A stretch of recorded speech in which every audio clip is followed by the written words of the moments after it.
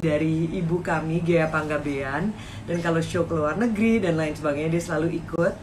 Dan kita seneng banget dan kita penasaran banget pengen ngobrol gimana sih transisinya seorang Paula yang tadinya aku dan Manda kenal pemalu, orangnya pokoknya kalau off the stage tuh orangnya bener-bener pemalu. Dan sekarang akhirnya kesehariannya sangat berubah setelah ia menjadi seorang istri, menjadi seorang ibu, dan juga menjadi YouTube star. Nah, kita akan ngobrol-ngobrol soal fashion dan juga soal berkarir. Aku dan Yana juga penasaran banget nih transisi seorang Paula yang kita kenal itu sangat pemalu. Dia dulu adalah supermodel yang sangat humble, sekarang masih humble banget, tapi kalau kita lihat sehari-hari di YouTube channelnya dia sangat percaya diri. Nah, kita penasaran banget pengen tahu seperti apa kehidupan dia sehari-hari. Iya, aku dan Manda sempat ketemu lagi dengan Paula dan kita bisa ngerasakan banget pekerjaannya dan perubahannya kita ngerasain banget karena sebelumnya dia orangnya sangat pemalu dan sekarang jadi talkative banget dan bisa cerita dan segala macam. Nah, aku dan Manda udah ngobrol juga banyak banget pengaruhnya Baim juga dalam transisinya Paula ini.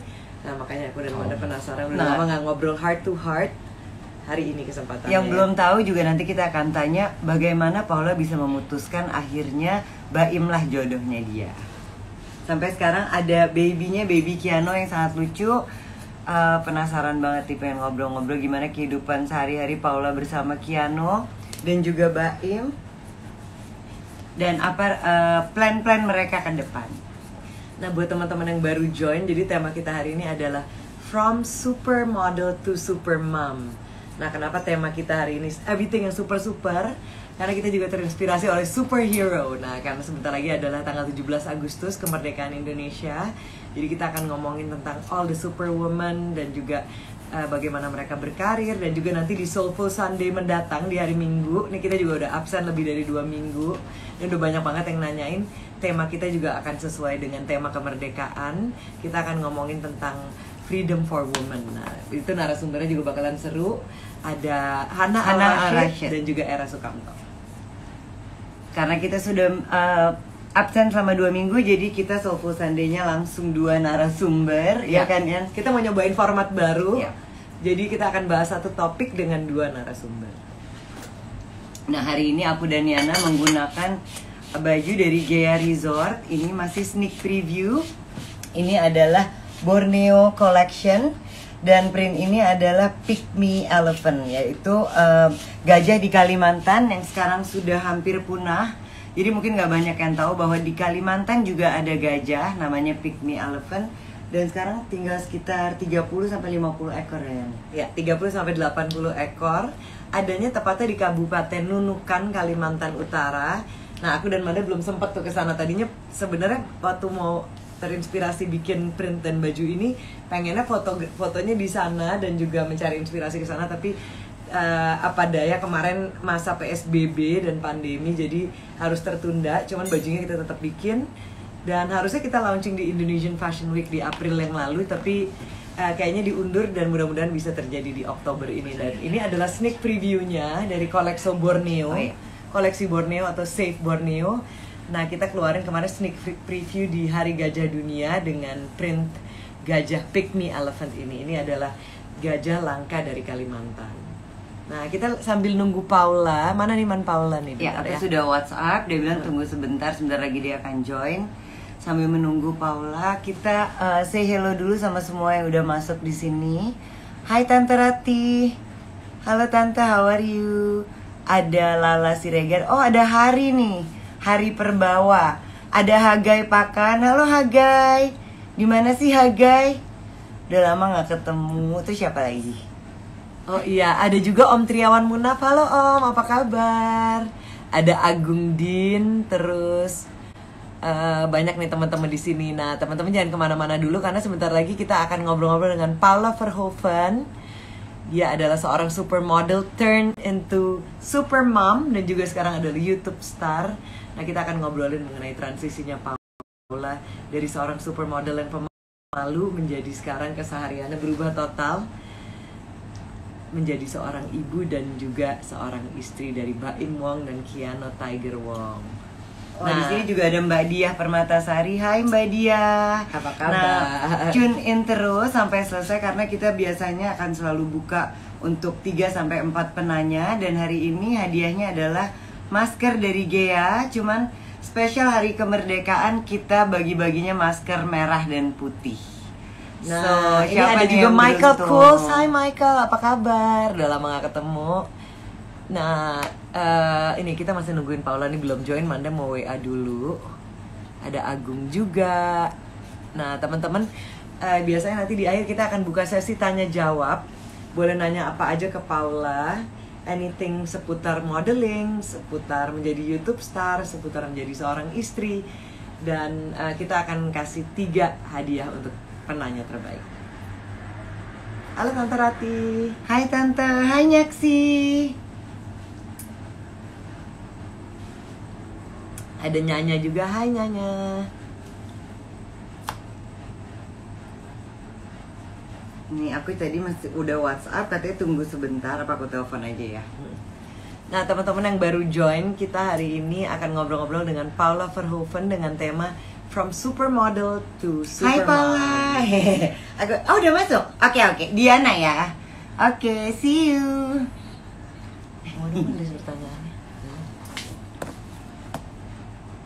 Oh ada Hari Perbawa nih dari Gea Asisten Fashion sama Studio. Gea nih. Kangen gak sama Gea Fashion Studio? Hai Hari, apa kabar sih? Oh nih ada Paula. Hai, Hai Paula. hai Kak. Baik, apa kabar? Baik. Iya. Paula lagi Akhirnya ngapain, kita Paula? sempat live juga. Thank you ya Paula waktunya. Tadi kita baru Sama-sama. bahas Paula nih adalah seorang supermodel yang merupakan muse-nya Mama Gea. Iya. Iya dong. Orangnya humble banget tapi sekarang udah jadi super mom dan superstar YouTube. Iya ya. Wah, makasih. Nah, Ya aku udah bilang tadi sama ampun. teman-teman yang baru join bahwa tema hari ini adalah From Supermodel to Supermom. Nah, kita pengen ngobrol sama Paula, transisinya Paula dari, aku inget banget sama Manda, dari seorang model yang pemalu, tiba-tiba sekarang menjadi YouTube star. Dan pede banget, aku kalau nontonin YouTube-nya jadi gila, hebat banget. Nah, kita pengen tahu transisinya Paula gimana sih dari Itu seorang kayaknya supermodel harus jadi tanya seorang Mbak Im ibu, sih. seorang Mbak Im. istri, dan YouTube star. Nah, gimana tuh Paula, ceritain dong. Pertama-tama apa kabar sih Paula? Baik Kak, baik Mm. banget. Biasalah sibuk ngurus anak sama kerjaan-kerjaan gitu. Kalau ditanya gimana bisa berubahnya tuh juga sebenarnya saya tanya suami aku sih, Mbak Im, karena dia yang jeburin langsung kan, yang maksudnya yang yuk kita buat, terus yuk suruh ngelatih apa kayak gitu sih sebenarnya karena terus-terusan, terus dari gitu juga emang jadi diri sendiri gitu. Jadi kayak memang udah kayak jalanin aja gitu, kayak udah kayak dulu malu, sekarang malu-maluin kayaknya. Tapi awal-awalnya sempet canggung nggak Paula waktu diceburin langsung sama Mbak Im? Pasti, karena awal-awalnya tuh kayak misalnya, sayang, opening. Aku kayak males, aku pengennya tuh selalu di belakang dia, terus kayaknya biar dia aja deh yang banyak ngomong. Kalau sekarang kalau ngeliat, kok kamu terus yang banyak ngomong, aku gak dikasih ngomong, sekarang udah gitu. Senjata makan Tuhan bilang gitu. Iya gitu, jadi kocak sih emang kayak gitu-gitunya. Nah Paula apa sih kegiatan terakhirnya nih yang sekarang lagi sibuk apa? Sekarang sibuk, ini kan kita ada program selain YouTube, program TV juga, terus kayak gitu. Sebenarnya cuma sibuk ngurus anak juga sih, cuma gitu-gitu aja sih Kak. Kalau modeling kan belum kan, karena memang ukuran badan juga belum kembali seperti semula dan Udah kalau modeling kan juga waktunya kan juga nggak bisa sefleksibel sekarang. Jadi sebenarnya ya udah kita jalanin aja yang di depan mata aja sekarang gitu. Nah, Paula kan kita kan memang sekarang udah di masa transisi nih, tapi waktu kemarin sempat juga nih teman-teman juga tahu kita sempat ada PSBB dan lain sebagainya, dan Jakarta juga masih zona merah kan sekarang gitu. Nah, bahkan zona hitam tuh gosipnya, tapi ada yang bilang hoax, nah nggak tahu juga. Nah, Paula gimana tuh cara menghadapi pandemi kemarin? Kan Paula juga baru nikah, terus baru punya anak kecil tuh, gimana tuh sempat parno nggak Paula? Tapi kayaknya aku lihat tetap kerja juga gitu, jadi gimana tuh cara ngadepin? Kalau dibilang parno pasti sih awal-awal aku parno, aku lebih hati-hati lah istilahnya. Kalau Mbak Im kan biasa kalau cowok kan lebih cuek ya kan. Cuman eh aku 3 bulan awal juga nggak berani even ke kantor aja aku nggak berani. Jadi aku mau di rumah semuanya serba online. Nah begitu di kantor udah disteril, maksudnya anak-anak buah juga pada nginep, terus nggak ada yang pulang, terus tes rutin apa segala macem, terus punya chamber, jadi di situ aku mulai berani keluar. Kasian juga sih Kiano nggak pernah ngeliat udara luar, selain pernah sih waktu itu sebelum pandemi pernah 2 kali ke mall sih potong rambut, cuman di luar itu tuh kan dia nggak pernah keluar rumah. Nah akhirnya aku ke kantor lah itu gitu. Kalau dibilang panik pasti panik, cuman kalau untuk sekarang ini tuh lebih kepada kita kan nggak harus balik normal, harus balik normal juga kan, normal semua pekerjaan apa semua. Ya paling lebih ke solusinya sih, lebih ke antisipasinya, mungkin istirahat cukup, terus minum vitamin. Aku lebih kasih ke Mbak Im juga vitamin gitu. Terus ngingetin kalau misalnya habis keluar dari mana-mana ganti baju, mandi apa segala macam, lebih ke antisipasinya aja sih sebenarnya, karena kan kita nggak bisa menghindar juga kan gitu. Nah, apalagi kan Mbak Im selalu terpapar oleh orang luar, karena dia selalu kerja masih di luar juga, yang sebenarnya sih ya kita jaga diri aja gitu. Jaga imun sistem ya Paula. Iya benar. Kalau buat Paula sendiri sebagai sekarang udah jadi bintang YouTube dan juga sebagai ibu, terus kan baru mulai nih keluarganya gitu, terus baru banyak banget acara-acara, kemarin punya acara TV dan lain-lain. Terus impact terbesarnya si pandemi ini buat Paula sendiri gimana? Kalau buat aku sih efek pandemi ini tuh pasti kan berefek ke semua bidang lah ya, maksudnya ke semua orang udah pasti. Cuman kalau buat aku pribadi, kalau bisa ngambil positifnya itu, kalau buat aku pribadi aku bisa lebih fokus ke anak gitu. Jadi aku bisa lebih fokus ke Kiano, karena kan kalau lagi pandemi gitu kan jadi akhirnya ya udah mau keluar rumah juga, kalau nggak ada pandemi pasti yuk kita kongko di sini, ngopi di sini atau meeting di luar. Nah kalau ini kan semua terakhir aku sempat meeting sama Paula tuh ya. Iya kan, yang di mall itu kan gitu. Itu aku mau nanya juga sebelum pandemi tuh ya. Sebelum pandemi. Jadi positifnya adalah aku jadi lebih fokus gitu, jadi nggak ada distract gitu. Kalau misalnya memang harus meeting paling Zoom, kalau nggak meeting ke kantor, karena di kantor kan semua udah steril apa segala macam, jadi memang ke arahnya ke situ gitu. Dan kalau untuk program-program sendiri kebanyakan syutingnya di dalam, maksudnya di rumah kan, dan timnya semua orang kita semua sendiri ya, kecuali sekali lah aku udah mulai berani keluar lah kemarin gitu, bantu-bantu gitu di luar, tapi aku nggak sering. Cuman ya itu lebih, yang paling penting adalah pikiran kita juga sih, jangan terlalu khawatir juga, takutnya jadi imunnya drop tuh, tapi tetap minum vitamin gitu, makan yang bener.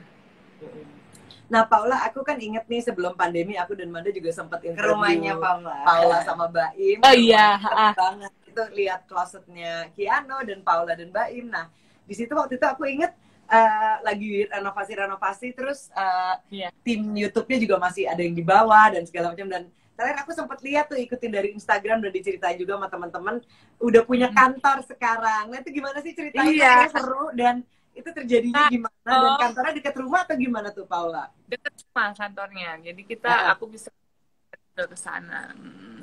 Oke, aku juga pengen tahu nih, ada apa aja sih di kantornya nih sekarang, di belakang rumah apa gimana sih Paula? Nggak, di daerah dekat sini juga sih, nggak jauh. Di kantornya multifungsi banyak, jadi ada pastinya ruang-ruang editor, ada studio juga, terus ada lapangan basket, terus ada kolam ikan, pokoknya dibikin senyaman mungkin lah. Terus di atas juga ada dapur, bagus buat konten sih nantinya gitu. Jadi kayak emang udah dipersiapin untuk untuk konten YouTube, maksudnya untuk dibikin nyaman buat meeting, ada tempatnya sendiri segala macam. Jadi semua siapkan jauh-jauh hari gitu. Jadi namanya Bapau TV atau apa nih nanti? Sorry bentar nih. Hai, ada Mama Gea. Mama, nih ada Paula, muse-nya Mama Gea. Halo. Ini ada ibu aku tadi masuk. Ada Om Triawan Munaf, ada banyak banget teman-teman. Iya, apa kabar? Ya ampun, udah lama banget ya, jadi kangen fashion show kan, ketemu-ketemu gitu.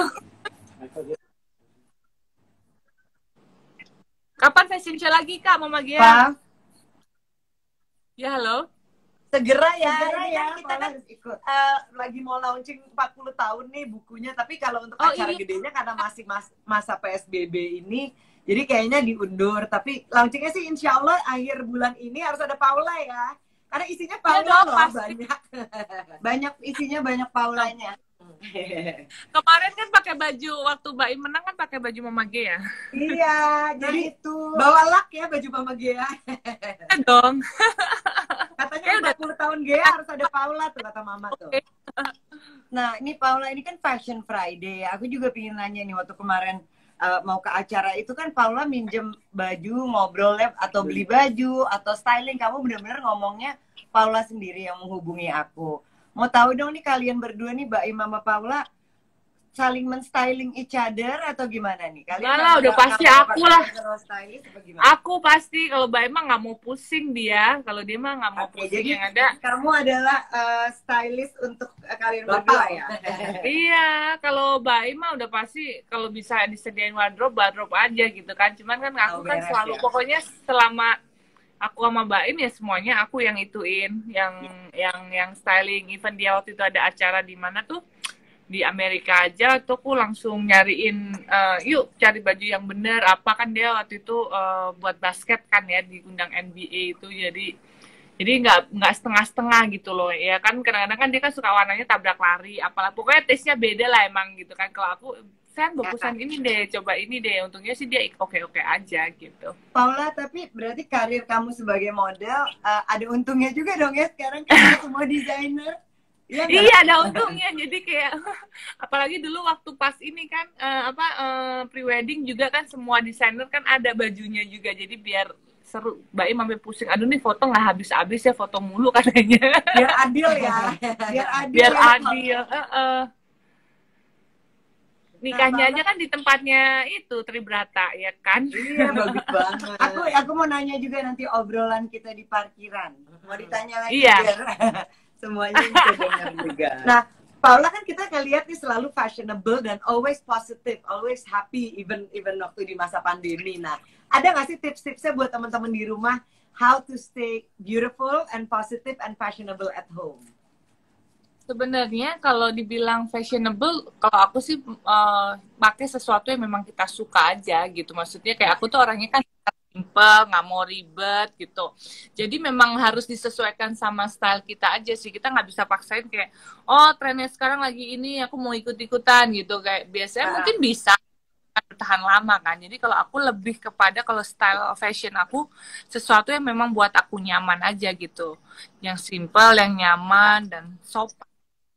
Ya, lihat klosetnya Paula memang paling suka yang simple, nyaman dan invest juga in beautiful things tapi yang long lasting kayaknya gitu ya. Iya. Yang warnanya juga klasik gitu.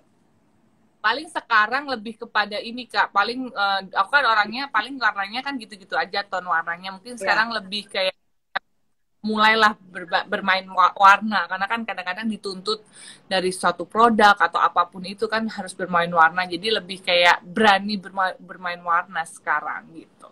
Kalau sekarang Paula lagi pakai baju apa sih? Paul kayak lucu deh, kayak pajamas atau apa ya? Ini ya, Zara. Zara. Beli celananya masih nggak muat kekecilan jadi. Keren. Nah, Paula, aku sama Amanda sekarang lagi pakai Gea Resort by Amanda Jana. Nanti Paula harus kita kirim juga.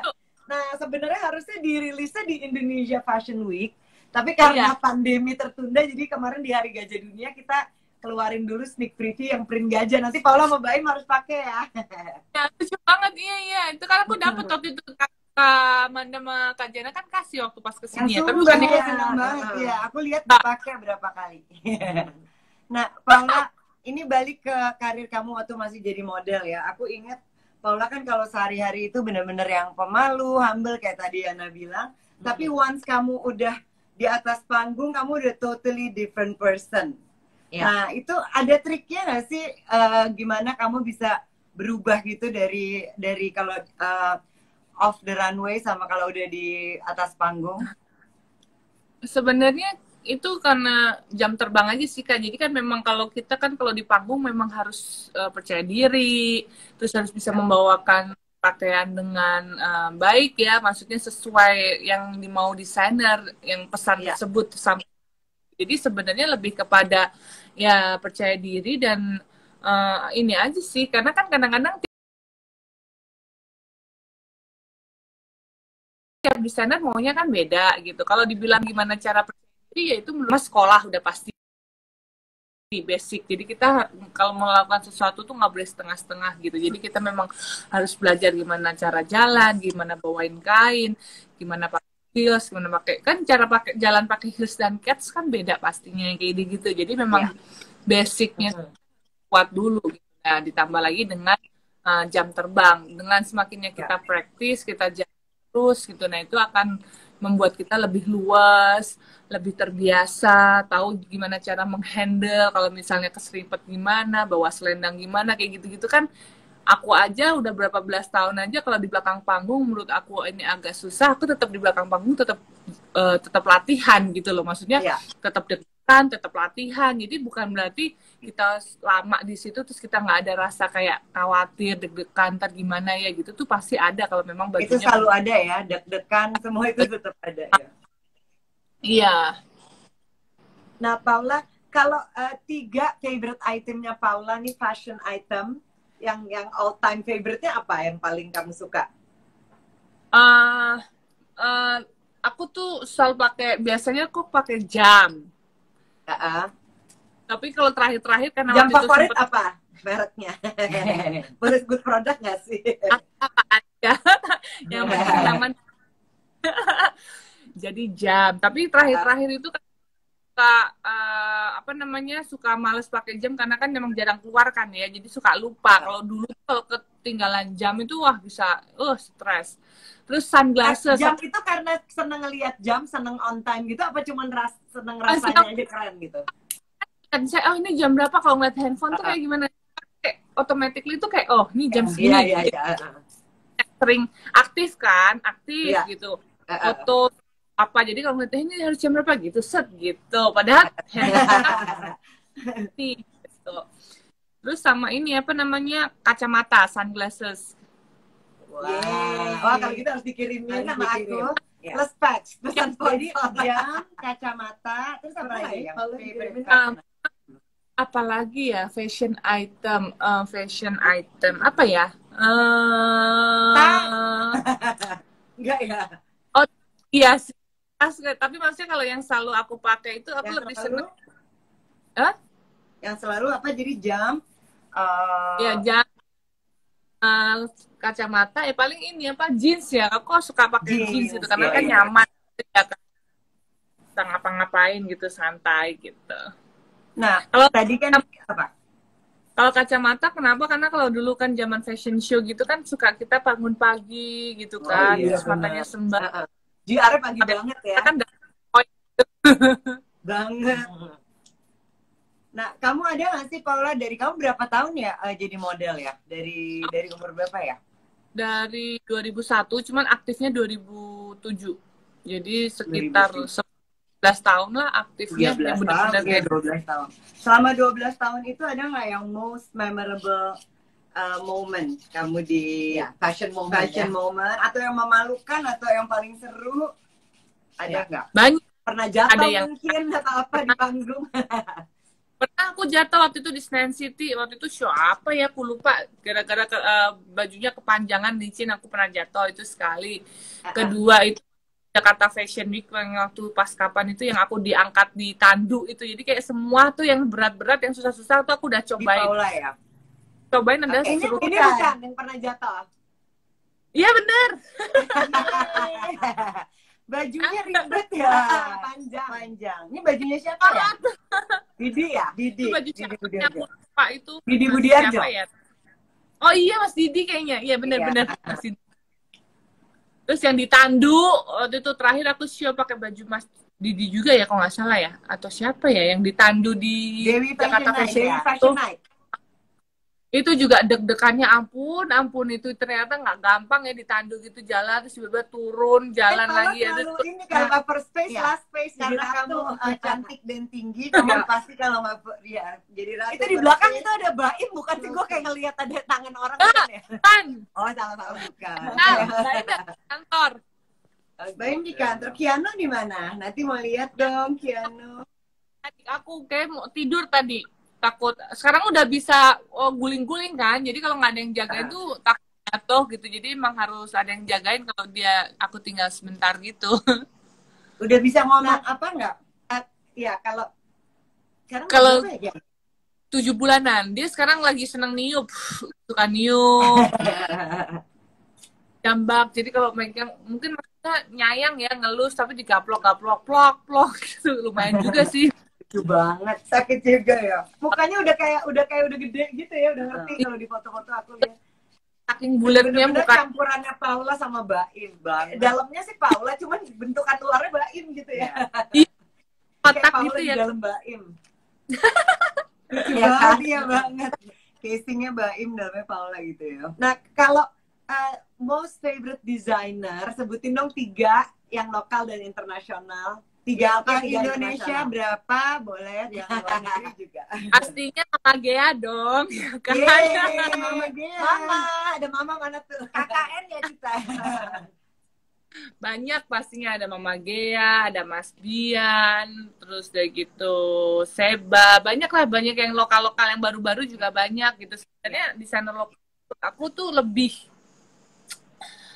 apa ya? Lebih touchy aja maksudnya lebih modelnya juga lebih klasi, lebih long last gitu kan. Maksudnya juga nggak pasaran lah kasarannya. Kalau di luar negeri ya standar ya. Kalau luar negeri merek brand luar tuh aku biasanya lebih seneng kayak yang kayak Off-White yang kayak simpel-simpel yang kayak kaos balen, Gucci yang standar-standar bukan yang justru yang bukan yang gaun malamnya atau apa itu karena itu mahal pertama dan kedua Malam kayaknya desainer Indonesia banyaknya ya. Aku sempat ngintip lemarinya Paula. Di lemari banyak. kamu malah yang luar negerinya kebanyakan streetwear, yang off-white. Ya, streetwear aja. gitu Iya, kan. sukanya streetwear Jepang, kalau Jepang. luar negeri.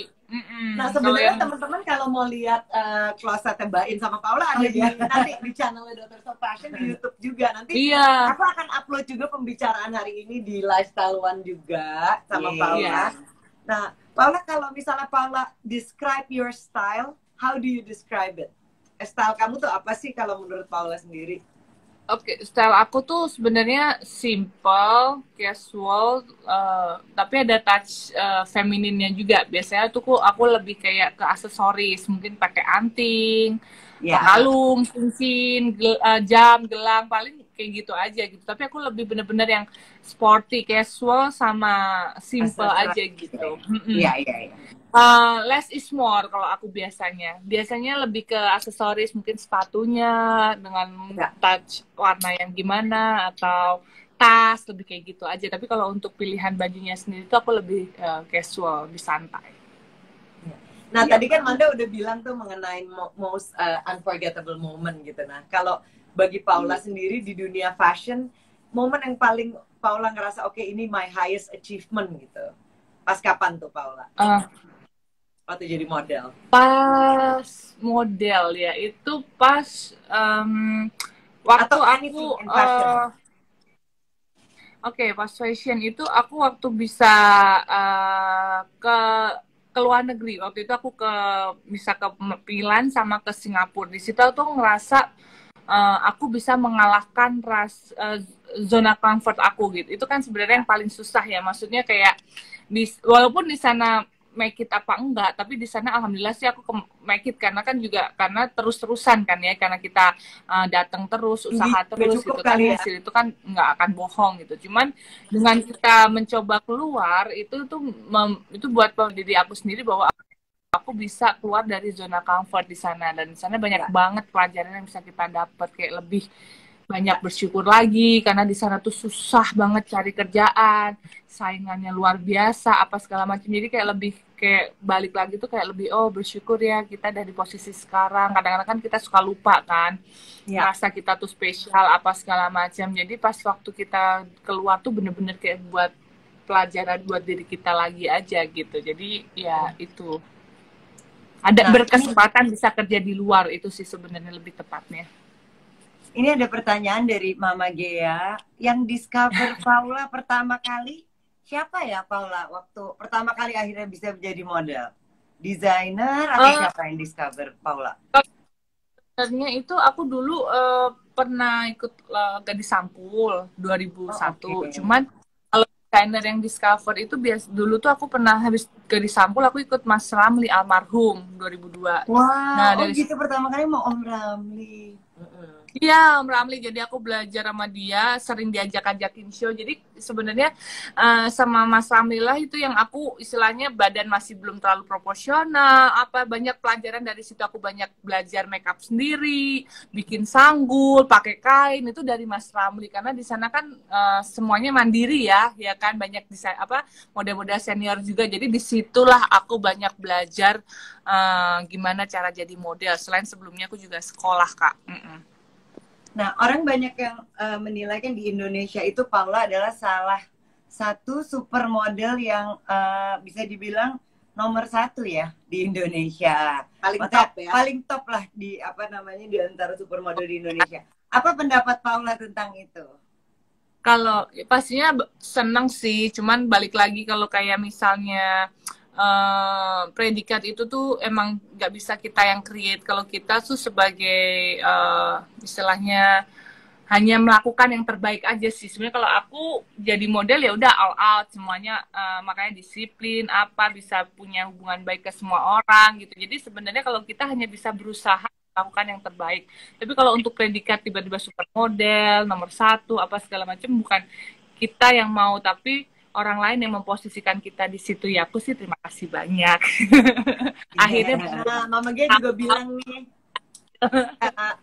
Mama Gia inget banget Ramli Paula sangat disayang Ramli, dan Paula itu masih muda banget. Nah itu tahun berapa ya Paula waktu pertama kali di Discover? Aku tahun 2002.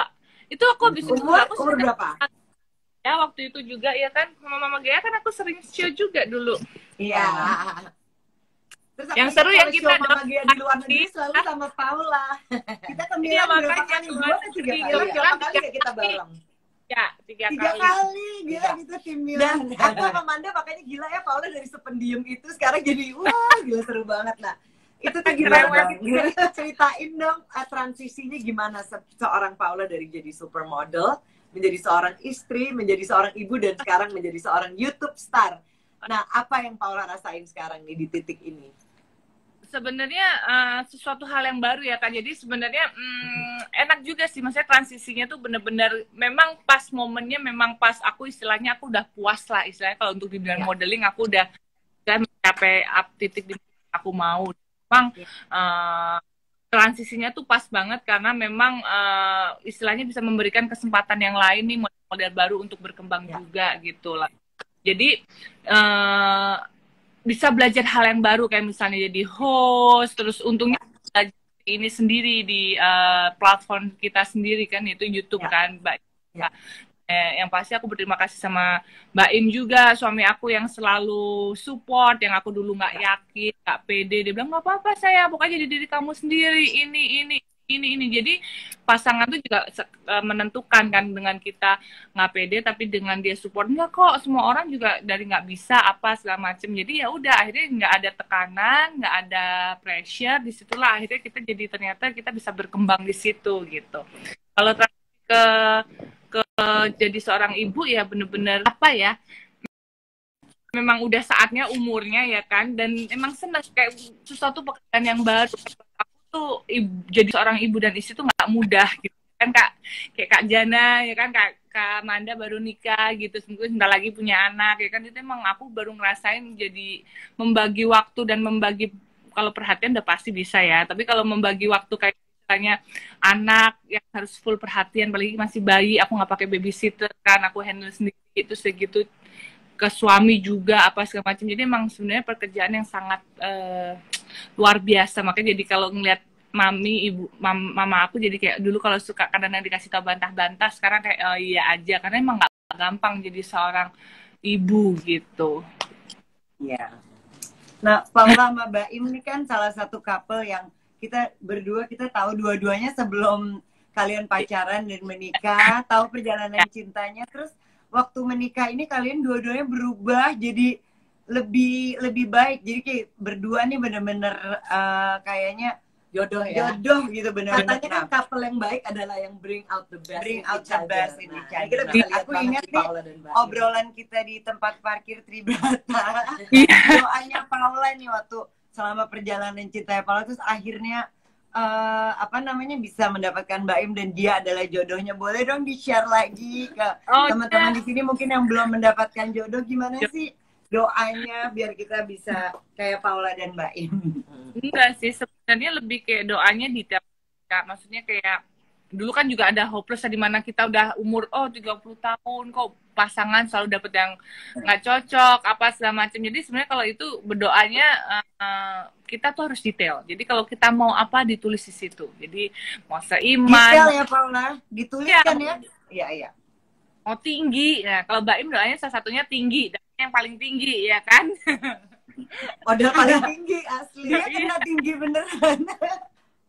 Jadi memang doa itu harus detail dan kebanyakan alhamdulillah yang aku doain hampir semuanya ada di Baim dan sebaliknya begitu. Jadi memang percaya nggak percaya sih Kak, karena banyak yang bilang doa tuh detail gini-gini. Masa sih ya, kita buktiin. Jadi doanya semua sampai aku tulis. Jadi aku tulis di buku. Habis itu aku foto jadi di handphone. Jadi setiap sholat aku selalu baca doanya itu. Jangan sampai ada bener banget. Nah, aku kan pernah baca juga The Secret juga gitu ya, terus ada di beberapa di luar negeri apa kalau dibilangnya tuh suruh tulis, habis itu harus dilupain, ternyata enggak ya, jadi ditulis dan dibaca terus tuh nggak apa-apa ya. Iya, setiap kita berdoa gitu ya. Oke. Sebenarnya memang kayak afirmasi, kayak ilmu afirmasi. Jadi kita memang sih tak gampang untuk bisa afirmasi itu kan sesuatu yang kalau kita ini omongin positif, apa positif itu akan jadi positif. Ini untuk melatih kita berpikir positif dan selalu positif itu kan juga nggak mudah kan. Nah itu tuh memang harus, katanya juga harus ditulis maunya apa. Kan sekarang kan udah jodoh udah nih, nanti ke depannya tuh apa ntar ditulis. Katanya kalau media tulis tuh lebih gimana gitu katanya. Jadi kita tulis, kita pikirkan, kita omongin itu tuh akan istilahnya kayak attract gitu ya, kayak The Secret kan juga gitu kan. Jadi kita attract universe untuk positif gitu loh, apa segala macam kayak gitu-gitu. Ya masih belajar juga sih, akan dilakukan, dipraktekkan secara continuously. Ya bener banget tuh ya. Aku juga sama Amanda banyak ngobrol di Soulful Sunday atau Friday, kebanyakan attraction-nya dengan cara ditulis sih paling bagus, karena ketika kita menulis itu kayak ada lebih berbeda dibandingin diketik ataupun bener. Itu bener banget sih, nggak tahu ya emang kayak gitu. Kayak kita dulu kalau misalnya waktu di sekolah kan, kalau kita latihan ulangan gitu, kalau kita jawab gitu kan, nulis soal jawab tuh kayak lebih nyantol kan dibanding kayak cuma gitu doang gitu kan. Jadi mungkin kayaknya itu afirmasi bagi diri sendiri juga deh. Iya, bener juga. Iya. Ingat zaman dulu kan guru kalau kita terlambat kalau dihukum disuruh tulis 1000 kali saya tidak boleh terlambat. Akhirnya kita kan nggak akan terlambat lagi. Aku pikir tuh something like that kayaknya deh. Kenapa kita harus tulis gitu ya, Paula? Nah, apa nih? Paula nih ya, dengan segala pencapaiannya Paula yang sekarang, menurut Paula udah menemukan nggak sih purpose-nya Paula di dunia ini?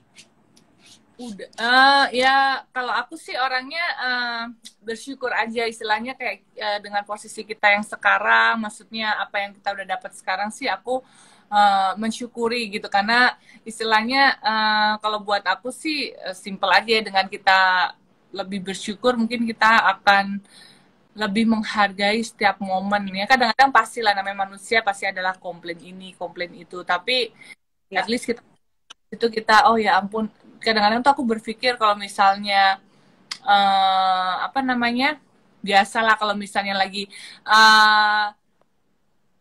moodnya nggak bagus, sama maksudnya mood nggak bagus apa segala macam, kita langsung berpikir kalau dunia ini tuh sementara gitu. Jadi kayak misalnya orang-orang yang kita sayangin tuh, terutama misalnya anak, suami gitu tuh, jadi kita kayak bayangin ini tuh nggak akan lama. Jadi kita kadang-kadang kalau mau marah-marah mau apa tuh, jadi kadang-kadang mau sampai kapan dia sama kita juga belum tahu kan. Jadi kayak kadang-kadang lebih berpikir ke situ sih gitu. Memang nggak gampang, tapi aku melatih untuk berpikir selalu bersyukur, dan dunia ini tuh terlalu singkat untuk kita singgahi gitu. Ya, bagus banget. Dan itu. untuk marah juga ya. Jadi kalau kita berpikir seperti itu jadi positif terus dan mungkin menjadi orang yang lebih baik, Paula. Kita terkontrol kan, jadi nggak yang berkelanjutan atau berlama-lama yang kayak gitu-gitu sih. Tapi emang harus dilatih kalau kayak gitu juga gitu ya. Lagi belajar sama-sama Kak.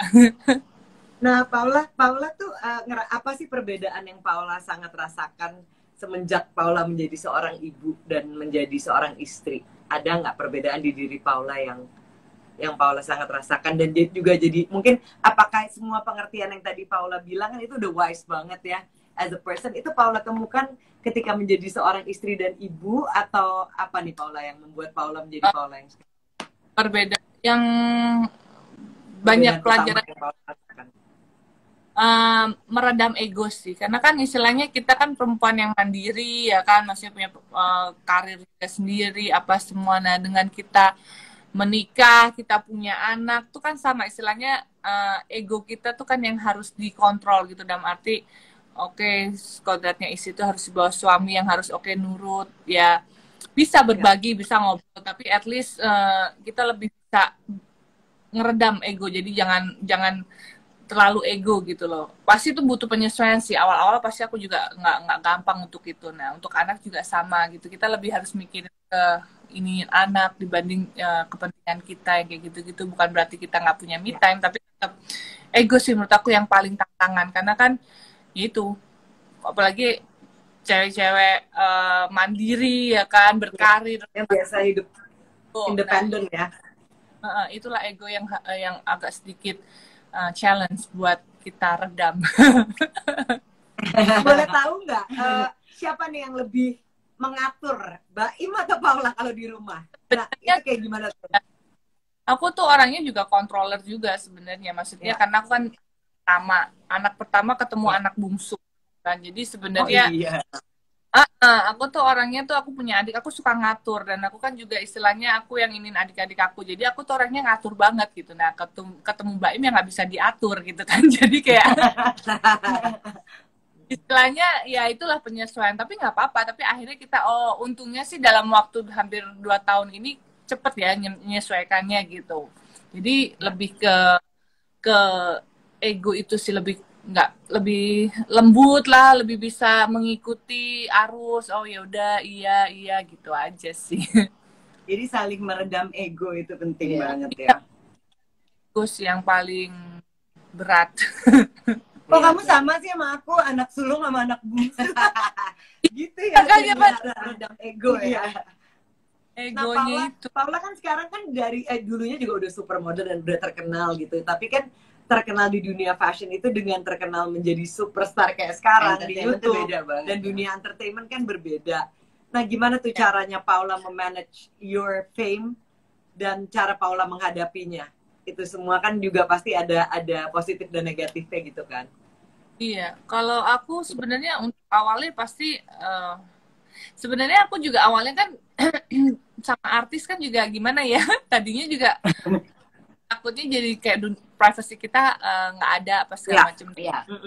Aku memutuskan untuk menikahi seorang artis, ya berarti aku udah tahu sebenarnya konsekuensinya gitu. Kan awal pastilah adalah namanya balik lagi ego, nggak mau ini nggak mau itu, tapi akhirnya lama-lama kita memahami ternyata rezeki kita di sini, memang dunia kita udah di sini, jadi akhirnya aku lebih menerima dan lebih berusaha untuk mensyukuri aja emang rezeki kita di sini apa segala macam. Jadi aku lebih berpikir gimana mengantisipasi, mencari solusi aja. Kayak misalnya kalau ngerasa kayak privacy udah mulai terganggu, ya udah pakai CCTV 24 jam, security 24 jam. Aja sih sebenarnya, lebih ke solusi. Karena kita kalau komplain juga bingung kan gimana gitu. Tapi nggak dipungkirin juga kita memang istilahnya rezeki kita di sini, jadi lebih baik kita mensyukuri aja dan kita cari solusi aja gitu. Iya, itu penting banget. Kalau komplain ya gimana ya, nggak bisa kan. Ketika kita bersyukur akhirnya jadi ada solusi juga gitu ya, Paula. Iya, jadi kita tuh biasanya selalu buka pertanyaan ya untuk teman-teman di rumah. Nah, kita akan buka 3 pertanyaan dan akan mendapatkan hadiah masker dari Gea Fashion Studio, masker 17 Agustus, masker Merdeka, dan juga 2 hand sanitizer dari Love Cure. Nah, teman-teman, mungkin ini nggak sebanyak ya. kalau Bapak giveaway. Tapi ini spesial untuk live hari ini dari Gea Fashion Studio. Nah, teman-teman yang mau nanya, kita kasih kesempatan 3 pertanyaan untuk nanya ke Paula apa aja di seputar dunia fashion atau mengenai menjadi seorang ibu dan lain sebagainya. Nah, ini banyak yang nanya, katanya aku kembar bukan iya. Katanya disangkanya itu kaca, bukan, aku kembar. Paula, kamu juga udah kurusan lagi ya kayaknya ya? Udah hampir kembali ke berat ideal nggak? Oh, ini ada nih. Ini ada Belum ya? Ada pertanyaan dari Rally 3. Gimana caranya Kak Paula menghadapi haters? Nah, gimana tuh? Oh, aku diemin aja. Nggak dibaca ya? Nggak kalau dibaca pasti dibaca sih, kadang-kadang aku pasti masih suka baca. Kalau dibilang aku nggak baca komen, enggak sih, kadang-kadang aku masih suka baca. Cuman kalau ada yang berbau negatif, kadang-kadang aku penasaran emang dia ngomongin apa sih gitu. Tapi kalau emang kadang-kadang kan kita sakit hati itu kan karena kita mengizinkan orang itu menyakiti hati kita kan sebenarnya. Tapi kalau kita ngerasa nggak gitu ya udah. Jadi sebenarnya aku nggak pernah bales haters, nggak pernah apa, dan kita juga nggak mungkin bisa mengontrol luar orang-orang supaya suka sama kita semua kan, nggak mungkin. Jadi sebenarnya ya itu apa ya, bumbu-bumbu aja. Jadi menurut aku cuekin aja, nggak usah ditanggepin. Ya, aku lihat kemarin ini memang Mbak Im dan Paula hebat sih menurut aku, karena tetap ngejalanin terus. Kalian berbuat baik, mau sempat ada yang negatif banget kemarin-kemarin ini, tapi kalian jalan terus. Itu itu bagus banget sih. Jadi lawanlah dengan kebaikan, kill them with kindness. Itu bagus banget. Aku setuju dengan Paula dan Mbak Im. Dan aku juga ngerasa yang tadi Paula bilang benar banget. Aku banyak baca di buku-buku spiritual ataupun dalam negeri dan luar negeri. Sebenarnya yang penting adalah reaksi kita. Kita mengizinkan nggak itu? Ketika suatu terjadi pada diri kita tuh, yang penting gimana kita menghadapinya. Jadi ketika kita mengizinkan dia menyakiti atau apa ya, itu jadi sakit. Tapi kalau kita seperti Paula bilang, kita diemin dan nggak kita anggap, ya itu bener banget sih Paula. Jadi cara kita menghadapinya ya Paula. Nah, ini ada bagus juga nih pertanyaan dari tadi, ya kelewatan nih bentar ya. Putri G. Nah, Kak Paula, ini juga tadi maunya jadi pertanyaan aku nih. Tips dong, berbagi tips manajemen waktu dan kedisiplinan sebagai seorang ibu, istri, dan juga public figure ya sekarang. Waktu sebenarnya disiplinan gimana tuh? Jadi sebenarnya disiplin. Sebenarnya beruntunglah ada corona buat aku tuh, jadi waktunya lebih banyak ke keluarga, ke Kiano, ke ini. Kalau dibilang kelihatannya tuh kayak sibuk banget gitu ya, syuting, ada YouTube, ada program acara gitu. Sebenarnya yang lebih sibuk adalah suami aku sih, dia yang lebih keluar, lebih apa. Nah, kalau untuk dibilang kayak program-program dan YouTube itu sebenarnya kita juga nggak 24 jam kamera di depan kita juga enggak. Sebenarnya kan itu bisa diatur waktunya, sekali bikin mungkin langsung berapa episode, belum kerjaan-kerjaan yang lain. Sebenarnya masih banyak waktu untuk aku sama keluarga aku gitu, misalnya aku sama Tiano, kadang-kadang apa-ngapain, aku ke kantor kan memang suka ngurusin manajemen sana juga gitu, jadi aku juga masih sering sama Mbak Im, ajak Piano. Sebenarnya menurut aku masih terkontrol sih. Memang sih kesannya kayak kelihatannya waktu tuh cepet banget berlalu memang, cuman ya kita aja gitu. Nah, ini ada satu lagi. Ini kita mau buka 3 atau 4 nih, pertanyaan? Oke. 4 deh karena banyak. Oke, ini ada satu lagi, tadi juga bagus. Nah, ini sesuai dengan tema kita hari ini dari Mirna Syaputra 25. Bagaimana perasaan Kak Paula menjadi super mom yang hebat?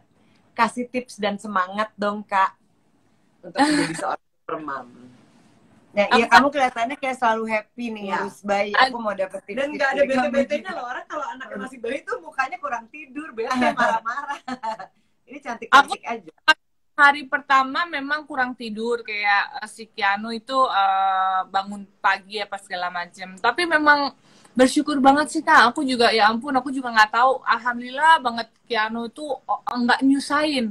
Satu, nggak nggak cengeng. Jadi kalau nangis tuh cuman kayak lapar, pup, apa sih yang nggak nyaman gitu kalau dia nangis ya kan. Iya. Terus juga gampang gitu. Jadi bener-bener menyenangkan sekali, dan aku tuh juga bersyukur banget dari hamil sampai dia sekarang tuh aku tuh nggak merasa kesusahan. Hamil juga aku nggak banyak komplain gitu, nggak muntah-muntah, nggak apa, cuman lemes doang di 3 bulan pertama. Jadi ya mungkin yang aku bisa share adalah yang aku lakuin adalah waktu pas aku hamil, dari aku tahu aku hamil, aku tuh selalu berdoa dan aku selalu ngelus perut aku gitu. Jadi aku cuman bilang nanti kalau udah besar nanti jangan susah ya makannya, karena aku kan sering dengar omongan orang tuh kalau anak udah susah makan kita tuh stresnya bukan main gitu kan. Jadi apa yang jadi pengalaman temen itu biasanya aku langsung omongin gitu. Jadi aku selalu ajak bicara terus. Jadi dari aku saat aku hamil berapa minggu lah itu atau sebulan gitu, aku langsung ngomong gitu, jangan susah makan, terus kayak gitu nanti jadi anak yang soleh ya, jangan cengeng ya, pokoknya semuanya aku omongin gitu. Jadi aku memang dari kecil, hamil kecil tuh aku udah melatih untuk ngajak ngobrol itu perut. Kiano di dalam. Aku harus mencontoh kamu karena aku teman-temannya anaknya udah gede-gede semua. Jadi ya, nanti aku mungkin itu belajarnya sama kamu ya. Tuh ya, bisa, karena aku selama aku hamil aku kayak gitu. Jadi aku selalu sambat ya, misalnya nanti kamu ini ya, jadi anak nanti yang ini ya, gini ya gitu. Ya alhamdulillah emang bener-bener nggak nyusahin sama sekali gitu. Kayak dia juga pengertian sih, karena mamanya juga waktu itu kan sibuk apa segala macam. Jadi bener-bener nggak ini gitu. Ya mungkin kayaknya ya sifatnya baik banget. Kita ngeliat. Aku kan pernah main dan ribut di kamarnya Paula sama Baim, dia diam aja loh. Ya kan. Nggak ada masalah atau nggak stres itu pasti ada lah. Cuman mungkin ya nggak di videoin aja. Nah ini ada juga nih pas banget sama yang kamu bilang. Sri Sastro Amijoyo. Dia bilang, kalau lihat di YouTube kok kayaknya sama Baim sweet-sweet aja. Pernah suka berantem gak sih? Pastilah. Gitu. Kalau nggak berantem gimana sih? Ini cinta gak sih? Mungkin ya. Kalau berantem biasanya tentang hal apa? Kalau yang gak cocok tuh apa Paula sama Baim? Sebenarnya ya itu penyesuaian itu kan, maksudnya kayak apa namanya? Ya itu kalau ya ego, pertama pasti ego. Misalnya aku maunya dia apa, aku maunya gimana. Jadi lebih kayak gitu-gitu aja sih penyesuaian gitu. Karena kan ya itu aku kan orangnya suka ngontrol, misalnya aku maunya perfeksionis gitu kan, dia maunya semuanya bersih atau apa, mungkin aku orangnya kayak agak sedikit slordeh gitu kan, agak berantakan atau apa. Jadi yang hal-hal yang kayak gitu aja sih. Cuman kalau yang esensi banget udah pasti iya, tapi ya pinter-pinternya kita sih untuk menyesuaikan. Tapi untungnya once aku menikah itu, sebelum menikah pun aku udah punya pikiran tuh kalau aku aware bahwa menikah itu tuh dua pribadi yang nggak akan mungkin sama gitu. Jadi sebenarnya mau kita punya hobi sama, ini sama, kita nggak akan pernah cocok. Yang ada harus kita cocok-cocokin. Jadi lebih ke toleransi aja gitu. Yang nggak dipungkirin pasti kita namanya cewek kan ada masa PMS, itu ya kan. Seredam-redamnya kita kan pasti kita gawat banget kalau udah PMS. Ya kan, parah kan. Hormon tuh udah kayak mama juga slorda. Iya, makanya. Jadi kayak sebenarnya lebih ke toleransi. Kalau dibilang berantem, pastilah berantem.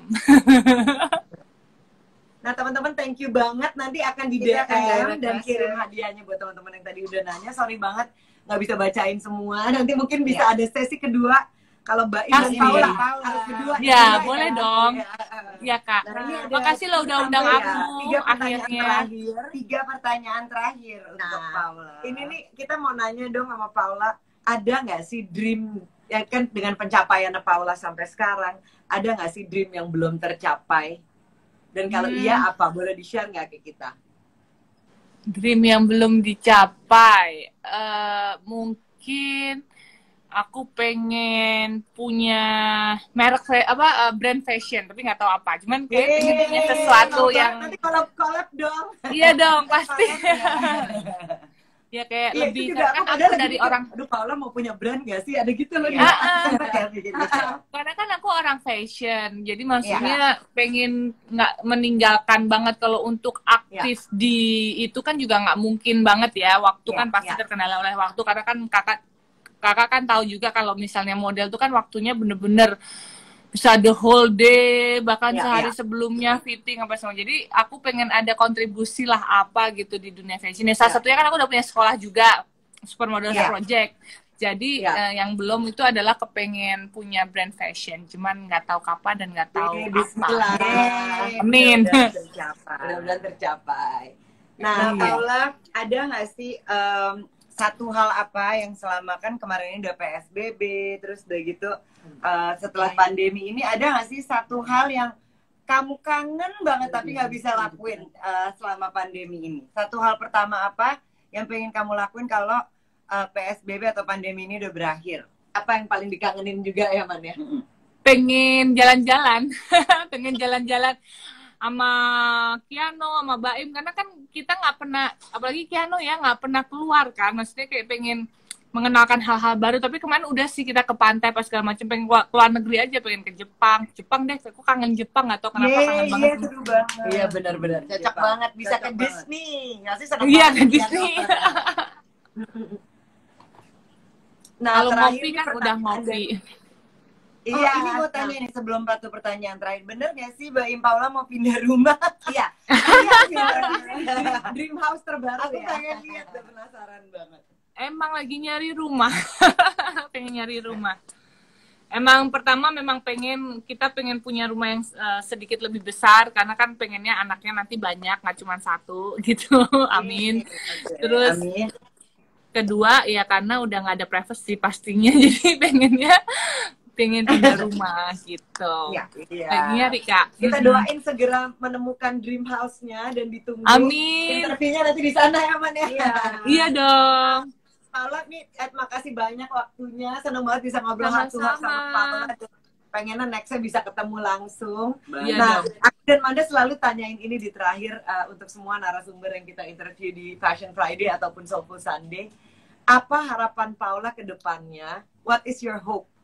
Untuk Paula sendiri, untuk keluarga, dan juga untuk universe, untuk alam ini setelah masa pandemi ini. Yang pasti harapannya akan lebih baik lagi ya, maksudnya kalau untuk